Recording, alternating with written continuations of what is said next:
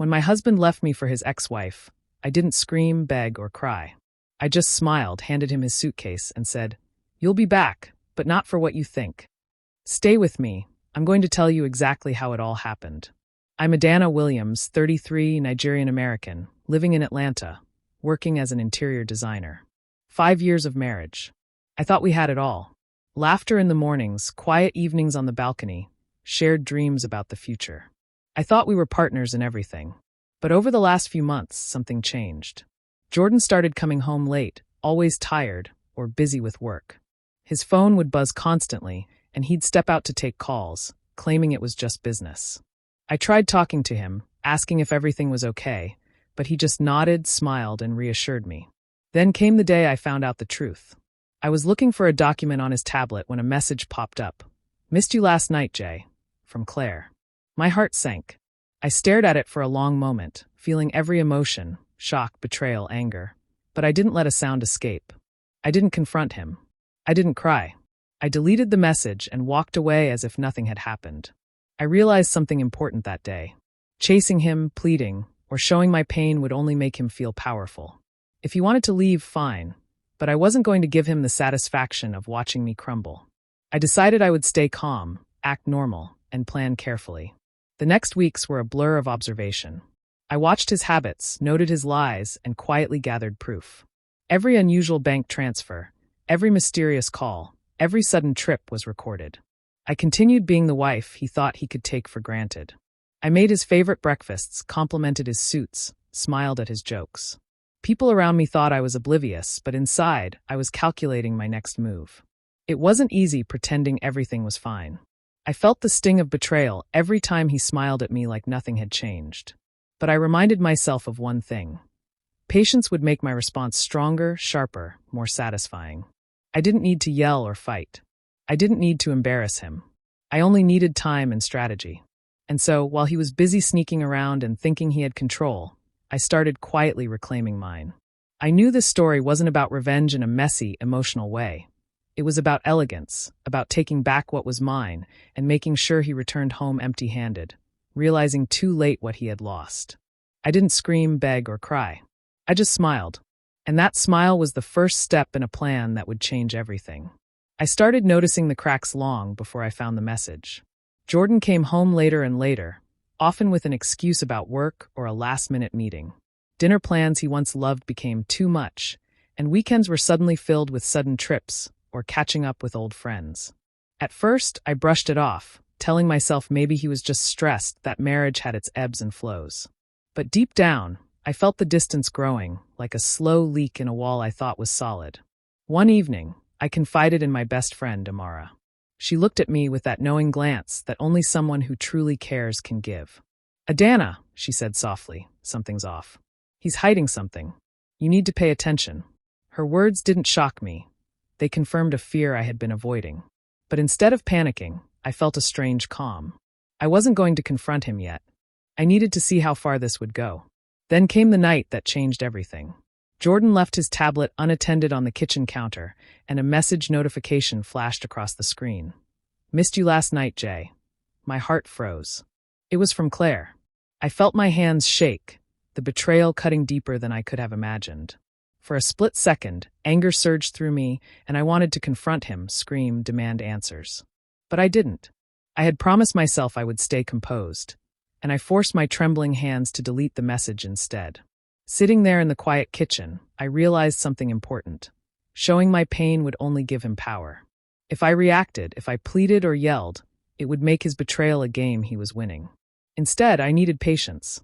I needed to watch and wait, to gather evidence and understand the full scope of his actions. I wanted to know exactly how far he would go and what lengths he would take to cover it up. That night, I went to bed pretending everything was normal. I smiled when he kissed me goodnight, asked about his day, and acted as if nothing had happened. Inside, I was calculating, planning, and building my resolve. I would not let him see me broken. I would not give him the satisfaction. The cracks in our marriage were no longer just subtle signs. They were a blueprint, showing me the truth I had suspected all along. I could see his pattern, his lies, and the hidden world he had created behind my back. And while he thought he was being clever, I was learning to be even smarter. From that moment, I resolved to watch, wait, and prepare. I wouldn't act out of anger or jealousy. I would act with strategy, and when the time came, he would realize too late that every move he made had been visible to me, every lie recorded in my memory. I wasn't just surviving the betrayal, I was planning the perfect response. It all started with a lie. Jordan came home one evening, exhausted but smiling, and said, "I ran into Claire at the charity gala today. We just caught up a little. It was nothing." I looked at him, studied his eyes, and nodded slowly. "Oh, that's nice," I said, forcing warmth into my voice. Inside, I knew it was a lie.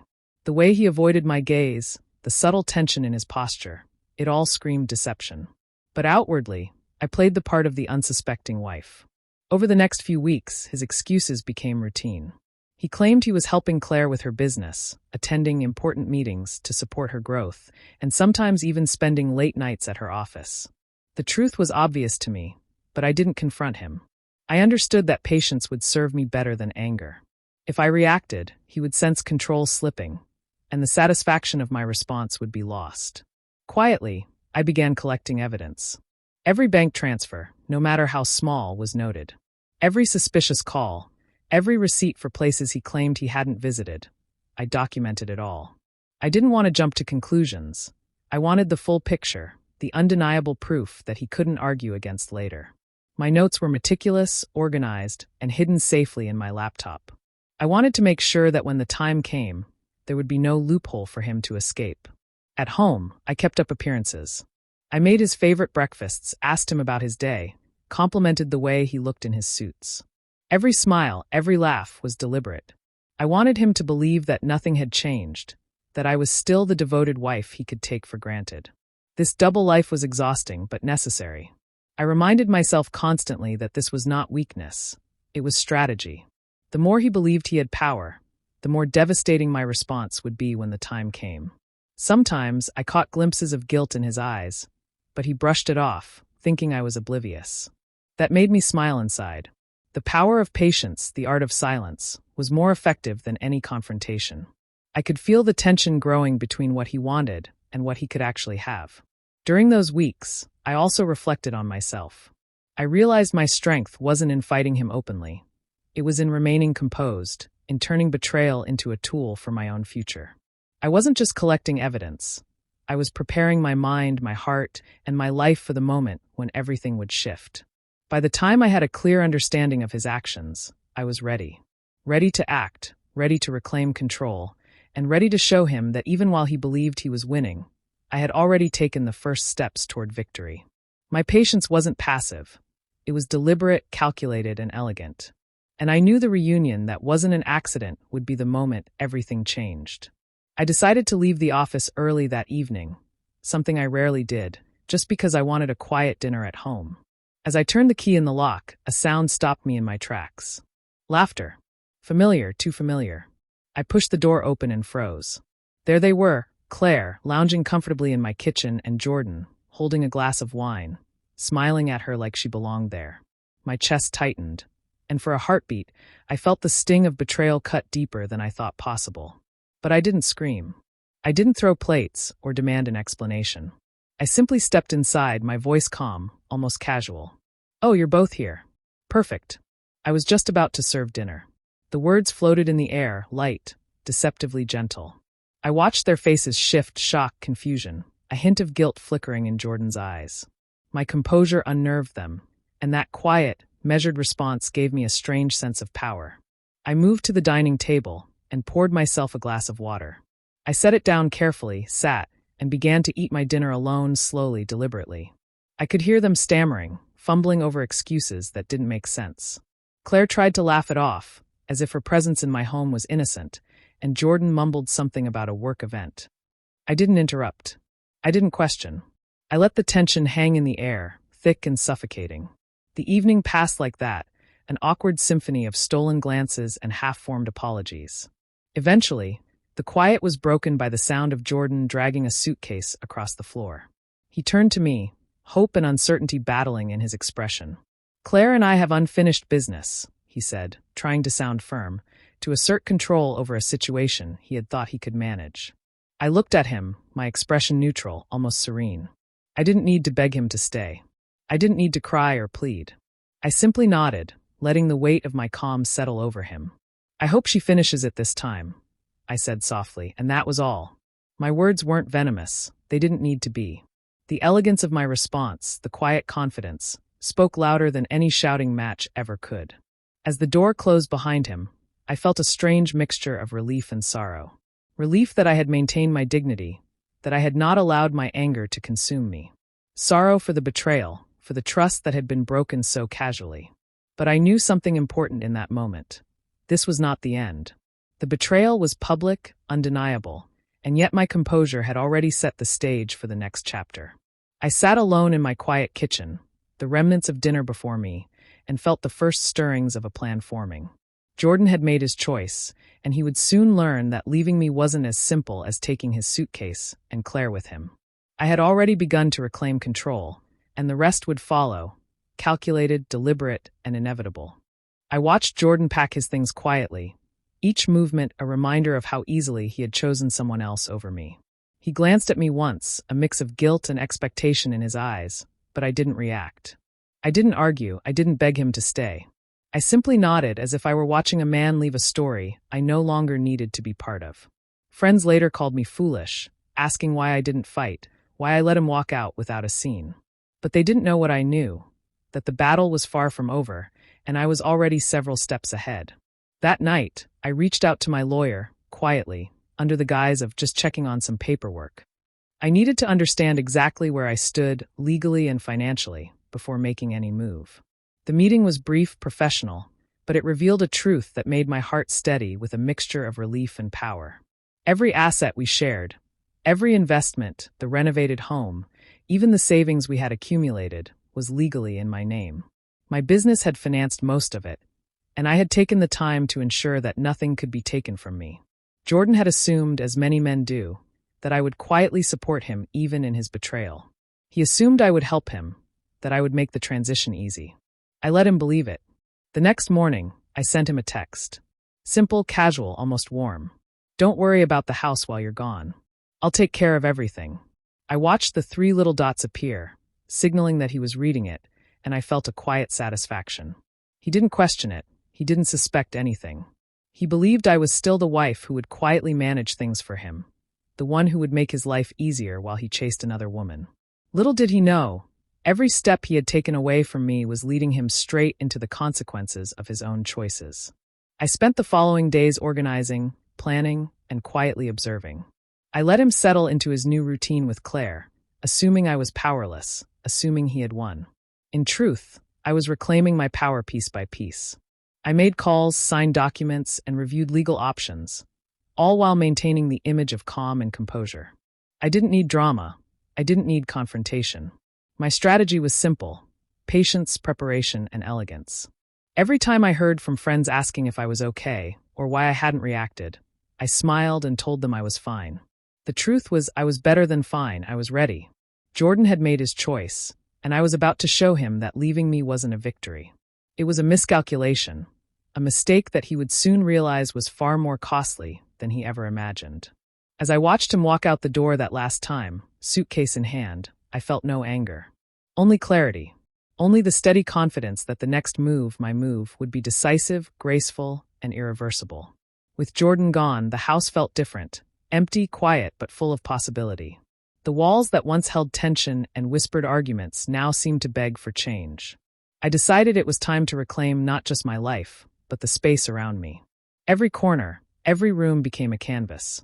I repainted the walls in soft, calming tones, replaced old furniture with sleek, modern pieces, and filled the air with light, fresh scents.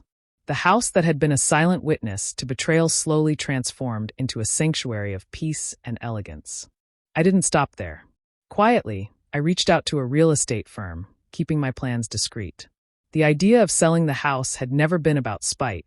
It was about taking control, about ensuring that every asset he had assumed he could touch remained firmly in my hands.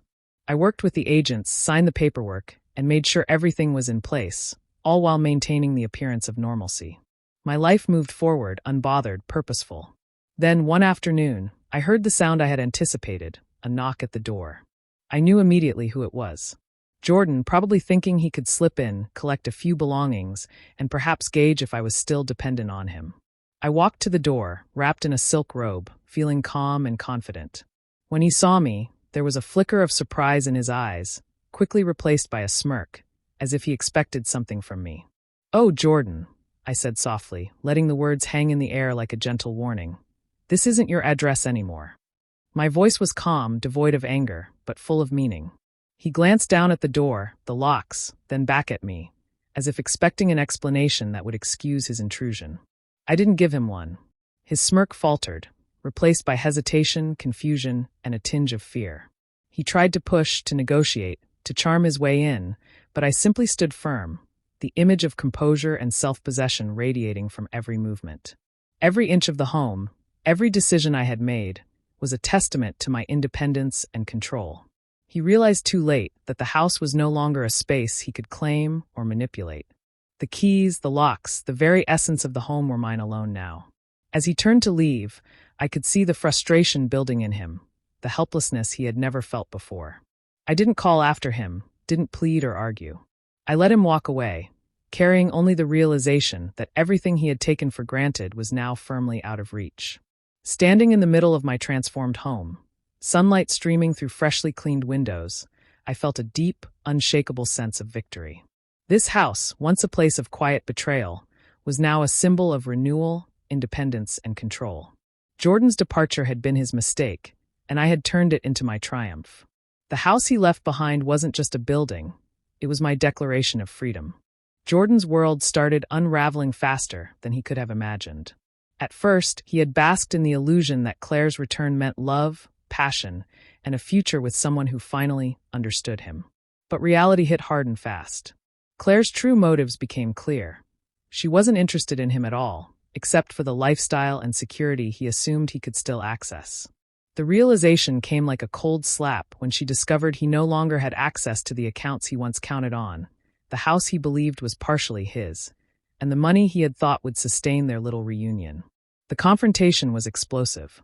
Claire's sharp words cut through him as she packed her things and left, leaving him standing in an empty apartment that no longer held even a fragment of the comfort or control he had expected. Pride, once his shield, crumbled completely. For the first time, Jordan felt powerless. He wandered from one cheap motel to another, dragging his suitcase, calling friends who no longer returned his calls, and realizing that the life he had abandoned me for was slipping through his fingers. Every prideful smirk, every confident step he had taken now felt hollow. Meanwhile, my life moved forward. The business that had always been my passion and my pride flourished in ways I hadn't dared to imagine while he was still entangled in my world. Projects that had stalled under the weight of shared responsibilities now thrived. Clients who had hesitated suddenly committed, drawn to my reputation for excellence, composure, and integrity. Every design, every deal, every client interaction reinforced the independence I had fought quietly to reclaim. People noticed the difference. Friends, colleagues, even strangers remarked on my calm and elegance during what they assumed would have been a period of grief and anger. They didn't know that my composure wasn't passive. It was deliberate. It was the result of a calculated patience, a plan that transformed betrayal into an opportunity for growth and empowerment. The admiration I received wasn't just for my professional success. It was for the strength I displayed in reclaiming my life without descending into chaos or revenge-fueled drama. Jordan's fall became a cautionary tale, though he didn't realize it. He had thought leaving me for Claire was his victory, that he had escaped consequence. Instead, he found himself alone, humbled, and adrift, while I built something stronger than he had ever imagined. A life rich not only in material success but in dignity, self-respect, and purpose. As I watched the city skyline from my office one evening, reflecting on how far I had come, I felt a quiet satisfaction. The man who had underestimated me was learning a lesson too late. True strength and success aren't taken by deceit or manipulation. They are earned through patience, composure, and unwavering self-belief. And in that lesson, I found my ultimate triumph. The day I signed the final papers for the house sale, I felt a sense of closure I hadn't expected. The home that had once held so much pain, betrayal, and silent battles was finally gone, replaced in my life by freedom and new beginnings. I moved into a penthouse that overlooked the city, a space filled with light, open air, and possibilities. Every detail reflected who I had become, calm, strong, and unapologetically in control of my life. Part of the proceeds from the house I donated quietly to a women's empowerment foundation under my mother's name. It felt right to give back, to turn the betrayal and loss into something meaningful, something that could help others rise. I didn't do it for recognition. I did it because reclaiming my life wasn't just about me. It was about turning pain into purpose. The foundation received the funds silently, and I felt a sense of fulfillment knowing that my actions would ripple far beyond my own story. I didn't expect to hear from Jordan again, but news travels fast, especially when mutual friends are involved. Through one of them, I learned that he had found out about the penthouse, the house sale, and the donations. His message was tentative, hopeful, wrapped in excuses and nostalgia. He called it fate, as if destiny had somehow brought us back to the same place, expecting me to be the same woman who had once waited for him to choose me. I thought about ignoring him, about sending a curt reply and moving on. But I decided to meet him, on my terms, with control and composure firmly in my hands. The cafe was quiet when I arrived, the late afternoon sun casting a warm glow across the room. I chose my outfit carefully, elegant, confident, radiant. Every step I took toward the table was deliberate, a reminder that I was no longer the woman who needed his approval or love to define her worth. When Jordan arrived, he looked as he always had, hopeful, a little nervous, wearing the same cologne that had once made my stomach flutter. But the man sitting across from me now wasn't the one who held my heart. He was a man who had underestimated me, who had thought betrayal could go unpunished.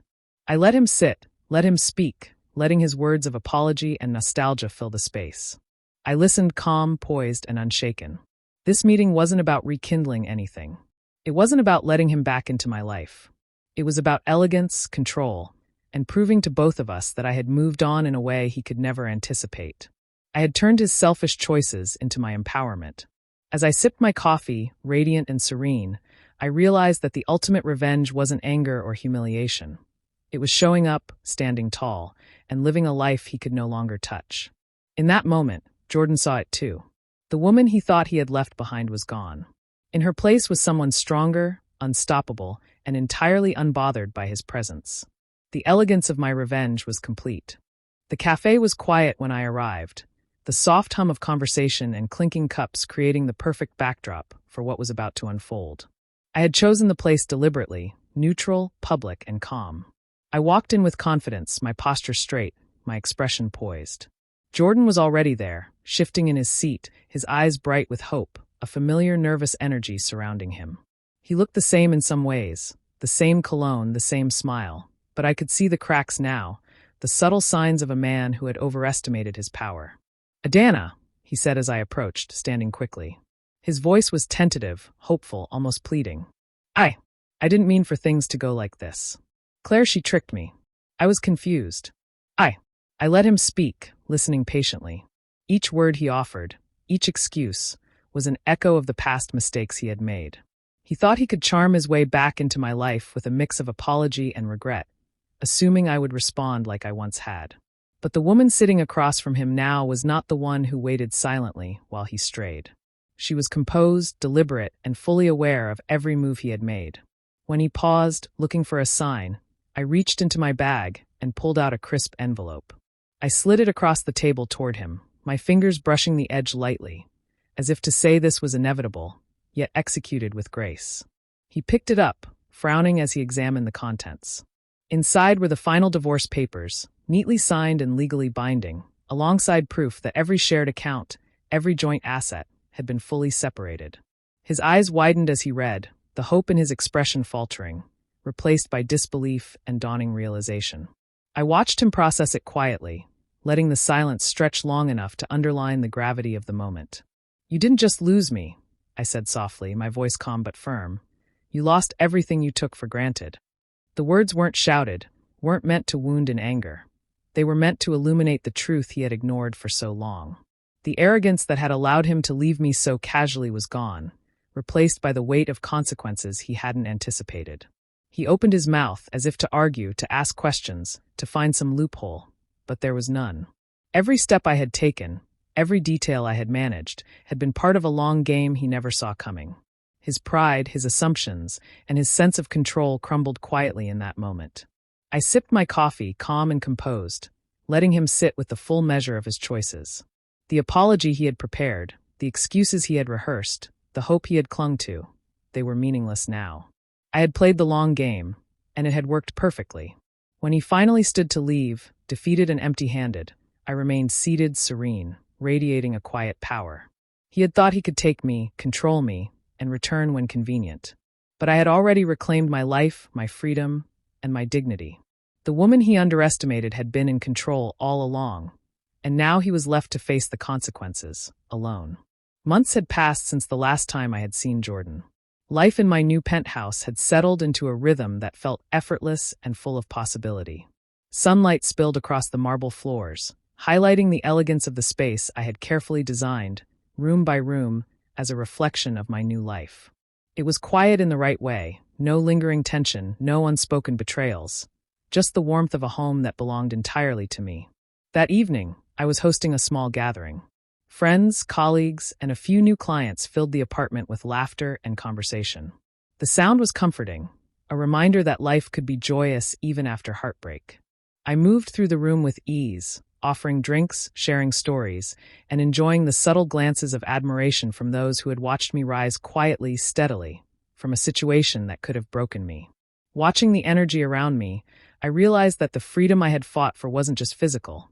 It was emotional, mental, and spiritual. I didn't feel the need to check messages, worry about someone's return, or question my own worth. Every laugh, every compliment, every moment of genuine connection reinforced that I had reclaimed not just my possessions or my status, but the most important thing of all, myself. Eventually, I excused myself and stepped out onto the balcony. The city stretched out below, lights beginning to sparkle as dusk approached. I inhaled deeply, the cool air filling my lungs, and allowed myself a moment of reflection. I thought about the path that had led me here, the betrayal, the quiet planning, the patience, and the deliberate actions that had transformed my life. There was no bitterness in my heart. Not anymore. There was only relief, satisfaction, and a deep sense of accomplishment. I smiled softly, letting my gaze sweep across the skyline. He had left me for his ex-wife, thinking he had the power, thinking he had won. But I had taken control in ways he never imagined. I had turned every deceit, every lie, every moment of disregard into a carefully executed plan that not only protected me but elevated me. In leaving him with nothing, I hadn't just enacted a form of poetic justice. I had proven to myself that my worth was independent of anyone else's choices. The laughter from inside the apartment drifted up to the balcony, warm and familiar. I felt a sense of balance, a quiet joy in knowing that life had returned to me in full, unshakable force. No one could diminish what I had built, and no one could take away the peace I had fought so hard to create. As I leaned on the railing and looked out over the city, I whispered to myself, almost like a mantra, "He left me for his ex-wife, but I left him with nothing." It wasn't about revenge anymore. It was about freedom, reclamation, and the unshakable power of a woman who had refused to be broken. In that moment, I knew I had truly won, not against him, but for myself. Here's a fully reworded version of that closing engagement line for your story. Do you think Jordan made the right choice by leaving Adana for his ex? Or should he have fought for their marriage instead? Share your thoughts in the comments.